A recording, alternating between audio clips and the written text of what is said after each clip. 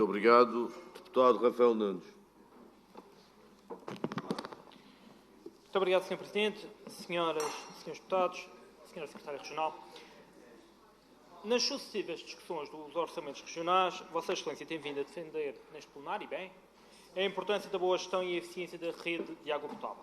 De facto, como referi ainda agora, com menos caudal, é de facto importante investir nesta recuperação e investir principalmente nas perdas de água. E no início do seu mandato garantiu a esta Casa que iriam dar início a empreitadas de remodelação nos sistemas de abastecimento de drenagem da Zona Oeste, da Zona Leste e do Porto Santo, até o final de 2020, há 2 anos atrás. E para o efeito foram colocados, orçamento após orçamento, muitos milhões de euros para estas empreitadas. Estamos em 2022, passaram-se 2 anos, quase a entrar em 2023, são já 7 anos de governação de Vossa Excelência. E qual o ponto de situação? E eu faço esta questão e respondo. Lendo um excerto do último relatório de gestão da ARM, não são minhas as palavras, não são minhas, senhor deputado, não são minhas, são do último relatório de gestão da ARM, que diz, e eu vou citar, senhor deputado Jaime Filipe, para que não hajam dúvidas: as perdas de água nas redes de distribuição são significativas e têm vindo a apresentar taxas de crescimento elevadas. Fim de citação. Ou seja, relatório de gestão da ARM. Não, relatório de gestão da ARM. São os 6 municípios, Sr. Deputado. Ou seja, têm vindo a aumentar as perdas anuais por quilómetro de rede nos municípios aderentes à ARM. E estamos a falar em concelhos como a Ribeira Brava, como Santana, como Porto Santo, por exemplo. Em Machica atinge mais de 18 mil metros cúbicos por quilómetro. E pedia-lhe a sua explicação sobre o resultado destes investimentos. Nos municípios não aderentes, como em Santa Cruz, Sr. Deputado Jaime Filipe, foi feito um enorme esforço e estamos neste momento com diminuições consideráveis. Mesmo com o constante aumento das tarifas de água em alta que foram imputadas ao Conselho e que a Câmara Municipal de Santa Cruz assumiu para não ter de aumentar a água aos seus municípios. Mas, aparentemente, na maioria dos municípios da ARM, seguia-se o caminho inverso. E pergunto o porquê. E pergunto se será essa a razão de ainda não termos notícias da adesão do Funchal à ARM. Porque quando era vice-presidente do Governo, o senhor vice-presidente Pedro Calado fazia largos elogios à gestão da ARM, acusava os municípios não aderentes, como o Funchal e Santa Cruz, de irresponsabilidade em não aderirem a esta empresa pública, mas aparentemente já não existe qualquer interesse em aderir à ARM. E isto leva-nos necessariamente a uma outra questão. No ano passado, Sra. Secretária, garantiu esta Casa que tinha o compromisso do Presidente da Câmara do Funchal, Pedro Calado, para pagar de uma vez por todas a dívida da Câmara do Funchal à ARM. Ora, pelo que ouvimos ainda no mês passado, pela boca do Sr. Presidente Pedro Calado, não foi bem assim que as negociações decorreram. Referiu Pedro Calado à RTP que manterão o processo que está em tribunal e 1 ano depois ainda não há qualquer transferência dos 35 milhões de euros devidos ao Governo. Aparentemente, apenas um compromisso para os pagamentos futuros da Câmara. Dos 35 milhões de euros, ninguém viu a cor. Aparentemente, a Câmara Municipal, PSD, mantém a contestação em tribunal ao Governo Regional, PSD, e terá de ser o Tribunal a decidir quem é que pagará os 35 milhões. Pelo que pergunto, Vossa Excelência tão convictamente disse-nos o ano passado que tinha esse compromisso de Pedro Calado. O que é que aconteceu a este compromisso de pagamento que ainda no ano passado deu-nos tão garantido? Muito obrigado. Muito obrigado, Sr. Presidente, senhoras e senhores deputados, Sra. Secretária. Discutir o último orçamento da legislatura representa inevitavelmente uma análise ao estado da arte da governação ambiental. E hoje temos à nossa frente aquelas que são realmente as prioridades para os últimos meses de mandato deste governo bipartidarizado, unicéfalo, mas bipartidarizado. E em fim de legislatura é importante fazer um balanço daquelas que foram as políticas adotadas pelo Governo Regional na área do ambiente e dos recursos naturais. E permitam-me referir que nem a bênção matrimonial entre PSD e CDS evitou a completa desilusão que tomou conta desta área. Em fim de mandato, continuamos a ouvir chavões como preservação dos recursos naturais, conservação da natureza, redução da emissão de gases com efeito de estufa, redução da dependência energética exterior. E são, de facto, Palavras muito bonitas, que abrilhantam o seu discurso, mas mais do que chavões e clichês, nós pedimos que nos traga bons números. Porque as palavras podem ser bonitas, podem ter dupla interpretação, mas os números não mentem. E a lista de lugares comuns ambientais que enchem este seu orçamento e o seu pilhar é de facto longa. E há aqui uma frase que eu gostaria de destacar, que é: uma região mais verde, orientada para a adaptação às alterações climáticas, na preservação do ambiente e na transição energética. E são, de facto, palavras bonitas. Mas, na realidade, qual é o investimento real na preservação do ambiente? E o mapa 3 que tem à sua frente, dá-nos essa resposta. 1,2% da distribuição dos dinheiros por classificação funcional. 1,2%. Mas Vossa Excelência falou aqui também em transição energética, e isso implica, naturalmente, falar na passagem do fóssil ao renovável. E não deixa de ser irónico levantar este assunto num ano que fica marcado pelas declarações do Presidente da Empresa de Eletricidade da Madeira, que admitiu um dos maiores falhanços na área ambiental nas últimas décadas da região. A famosa fábrica das algas do Porto Santo, apelidada por alguns de uma forma muito carinhosa como a fábrica do caldo verde. Uma infraestrutura megalómana que custou 45 milhões aos contribuintes, 45 milhões ao bolso dos madeirenses, 45 milhões que daria para pagar 10% do novo Hospital da Madeira, ou cujo investimento seria o suficiente para garantir 15 anos de ligação férrea com o continente. 45 milhões.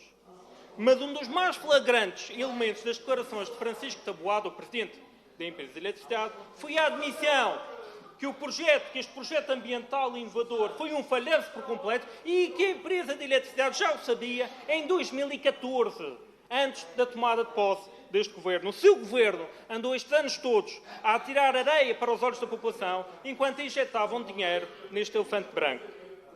Milhões de euros que se juntaram a tantas outras estruturas, a campos eólicos cujas turbinas estão travadas no Planalto do Paú, a sistemas fotovoltaicos de um conhecido político ligado ao seu partido.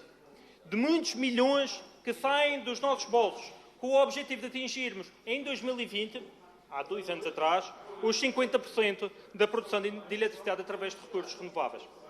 Hoje, não é a oposição desta Casa a dizer, é a Direção Regional de Estatística a indicar que a produção de energia aumenta efetivamente, mas aumenta alicerçada nos combustíveis fósseis. Falam em grandes investimentos em energias renováveis, falam em armazenamento de energia, enchem a boca para falar da eficiência energética, mas a realidade dos números dizem que as vossas promessas com as renováveis falharam, Sra. Secretária. Os 50% prometidos por Miguel Albuquerque para 2020, para há 2 anos atrás, hoje não vão além dos 28%. E digo 28% porque adicionar a queima dos lixos às estatísticas de energia limpa, como fez ainda há pouco, é simplesmente uma má política para quem diz defender a redução da emissão de gases. Estamos perante um governo propagandista que defende, e bem, a criação de novas reservas protegidas, novas áreas protegidas, mas posteriormente aloca 277 mil euros para a sua gestão. Está na página 275 do seu pilhar. Mas mais grave do que este valor residual, é verificarmos também na mesma página que a confirmação da execução de apenas 3% do valor executado para o ano passado. Estamos perante um documento que diz querer recuperar e beneficiar os percursos pedestres. Mas se verificarmos a programação plurianual referente a este projeto, também no PIDAR, rapidamente verificamos que estão alocados 373 mil euros depois dos 0 euros pagos em 2022. Lamentavelmente foi neste mesmo ano em que os acidentes atingiram os números recordes. E a execução da medida para o reforço de meios de socorro a vítimas nestas áreas fica-se pelos 6% do orçamentado para este ano. Relativamente às florestas, também aqui falamos sobre as florestas. Estamos perante um governo que sempre afirmou querer proteger a floresta, através do seu Instituto das Florestas e Conservação da Natureza, mas depois aumentam para 15 milhões o financiamento à construção da Estrada das Chinchas. E esta Estrada das Chinchas é, de facto, um caso de estudo da natureza na região. Para além de um atentado da pior espécie, é um sorvedor de dinheiros públicos mesmo sem sair do papel. Porquê? Em 2020 custava 10 milhões. No ano passado custava 12 e este ano voltou a aumentar mais 3. E isto sem meter uma máquina que esteja no terreno, sem sair do papel. Tudo pago com o financiamento do programa. Estamos agora a apontar para os 15 milhões de financiamento. Pago com o programa. Quando o próprio estudo de impacto ambiental diz que este projeto não é considerado uma estrada agrícola, mas é pago com dinheiro da agricultura. Hoje tivemos um novo dado. Hoje a senhora secretária referiu que esta destruição da Laura e Silva irá trazer retorno económico, mas nunca apresentou, pelo menos publicamente, qualquer tipo de estudo de viabilidade financeira desta estrada. Portanto, temos uma nova análise a olho. Em fim de mandato, não posso deixar de dizer que estamos perante um governo que durante os últimos 4 anos, libertou milhares de espécies invasoras no nosso património natural, apesar de todos os estudos e apesar de todos os relatórios e apesar da própria legislação condenar estas libertações.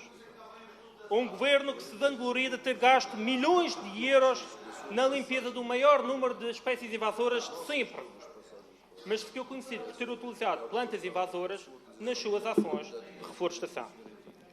Um governo que criou, e bem, novas reservas naturais, mas que não garantiu os planos de gestão para o efetivo e para a efetiva fiscalização, para garantir a proteção e a concreta concretização de todas as reservas da região. E quem o diz, mais uma vez, não é apenas a oposição, não é apenas o JPP, foi uma auditoria do Tribunal de Contas que referiu que metade das áreas protegidas regionais não têm planos de gestão atualizados e que a região falhou na implementação destes planos de gestão, ao contrário dos Açores, que conseguiu salvaguardar as suas 200 zonas protegidas.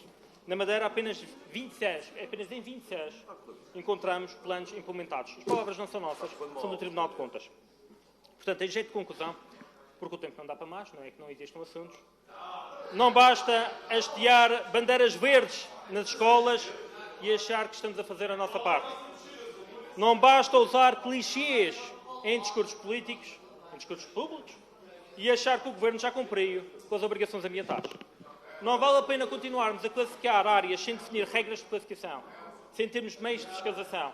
Não vale a pena continuarmos a classificar áreas ambientais meramente para fins estatísticos, para dizer que temos mais hectares classificados do que os Açores, mas depois não conseguimos sequer o mínimo que é de facto implementar os planos de gestão. Não basta pedir aos cidadãos uma mudança de comportamentos na defesa do ambiente e na proteção do interesse coletivo, é necessário que sejam as entidades públicas a dar o primeiro exemplo. E o que trazem aqui, Sra. Secretária, que neste momento não me está a ouvir, é de facto uma profunda desilusão e um completo desrespeito pelo nosso ambiente e pelos nossos recursos naturais. Muito obrigado. Muito obrigado, Sr. Presidente, Srs. Deputados, Sr. Secretário-Geral. Eu não posso deixar de começar este debate sem tocar num assunto que veio recentemente a público e que se prende com a nossa visita aos produtores da cana-de-açúcar. E nós tivemos a oportunidade de falar nesta visita com dezenas de produtores, um pouco por toda a região. O Sr. Secretário ficou incomodado por não ver a cara desses produtores, nós sabemos disso, mas de facto foram os produtores que decidiram que não queriam qualquer tipo de represálias por parte da Secretaria Regional. Mas todos eles foram unânimes em referir que continuam a existir demasiadas dificuldades na expansão do setor. Dificuldades que são agora agravadas pela escalada da especulação com os valores de produção, o natural destaque para os combustíveis, mas também para as rações e fertilizantes agrícolas, cujo custo duplicou, Sr. Secretário. Todos eles referem que o Governo Regional, a eles, nada dá, nada recebem. Recebem os 17 cêntimos da União Europeia, e não do Governo Regional, como Vossa Excelência maliciosamente tenta passar, que recebem os 13 cêntimos dos engenhos, que agora pagam 2 cêntimos a mais do que o estipulado oficialmente, mas do Governo nada recebem. O Governo atua como mero regulador, nada mais. E começa, de facto, mal, porque o total que o Governo acha que é justo pagar por cada quilo de banana por cada quilo de cana são 28 cêntimos. Os engenhos vão um pouco mais além e acrescentam 2 cêntimos, totalizando os 30 cêntimos que atualmente são pagos. E não somos nós que afirmamos. É este documento. É um despacho do seu Governo, publicado neste mesmo ano, que confirma tudo aquilo que nós dizemos.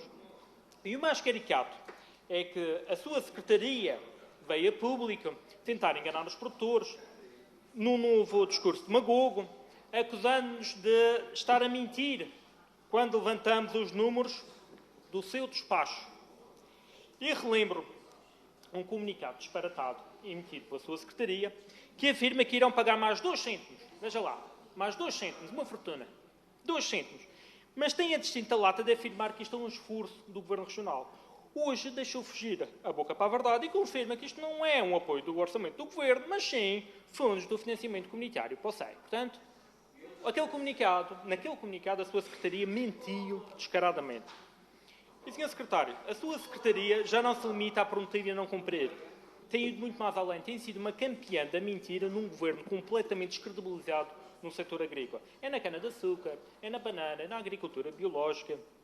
E, portanto, eu pergunto diretamente, nós não aceitaremos que os produtores recebam apenas 30 cêntimos por cada quilo de cana-de-açúcar. Não é justo e não é com os 2 cêntimos de ajuda comunitária que os agricultores conseguirão ultrapassar os enormes custos com os combustíveis, com os adubos, com os remédios agrícolas que têm vindo a aumentar de forma exponencial. São necessários, pelo menos, 42 cêntimos por cada quilo de cana entregue nos engenhos para ajudar as cerca de 1.300 pessoas que dependem diretamente desta produção. E eu pergunto-lhe muito diretamente, olhos nos olhos, o Governo estará disposto a apoiar com estes 10 cêntimos a esta produção de cana sacarina ou continuará a assobiar para o lado? Muito obrigado, Sr. Presidente, Srs. Deputados, Sr. Secretário Regional. Sr. Secretário Regional, eu pensei que com 7 anos de governação Vossa Excelência já tivesse aprendido que o POSEI não é orçamento regional, é fundo comunitário, que o PRODRAM não é orçamento regional, é financiamento comunitário. Mas, uma vez mais, e no seu estilo muito próprio, Vossa Excelência desvia-se das questões que lhe são colocadas e tenta passar entre os pingos da chuva à espera que ninguém note que Vossa Excelência simplesmente não quer responder ou não sabe responder às questões. E como não sabe responder às questões, a desculpa mais fácil de dar é que a oposição manipulou os números. Mas, de facto, os números são os números e estão aqui à nossa frente. E eu até faço questão de, sempre que refiro números, de apontar o número da página para que Vossa Excelência não se perca. Vossa Excelência tem sempre a tendência de se perder neste género de debates. Mas a verdade é que todos nós já notamos, e os agricultores já notaram, inclusive, já notaram que Vossa Excelência não consegue responder diretamente a um debate sério sobre o setor.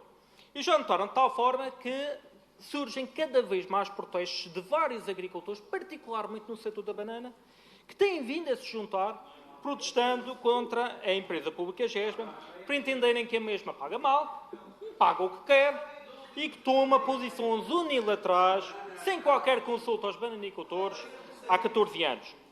Já não é a oposição, já não é a ABAMA, que tanto incomoda ali a Sr. Deputado, são vários produtores de toda a região que protestam e que vêm dar razão ao JPP e à restante oposição. E protestam pelas contas, pelas suas contas, Sr. Secretário. E Vossa Excelência certamente deve conhecer as contas da sua GESBA.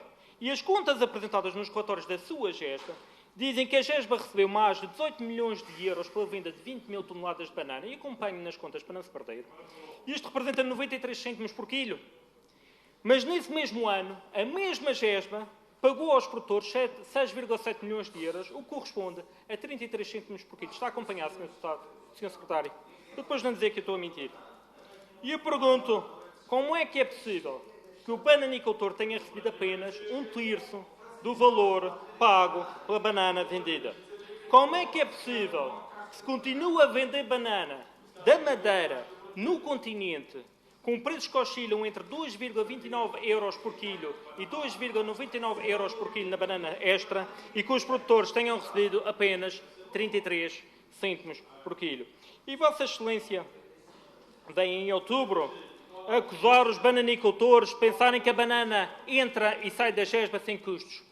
Eu digo-lhe que é natural que existam custos.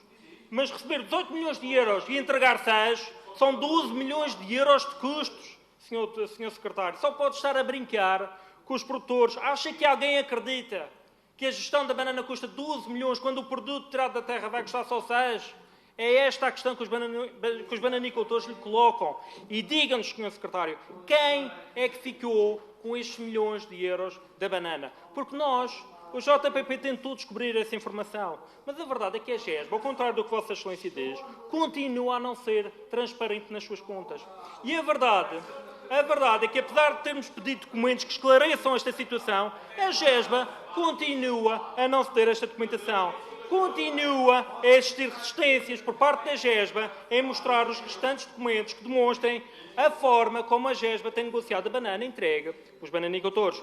O JPP teve de recorrer ao Tribunal. Este caso está em Tribunal. Nós aguardamos a decisão do processo que decorre no Tribunal Administrativo e pergunto, Sr. Secretário, o que é que tanto escondem no setor da banana? Por que é que não nos querem dar essa informação?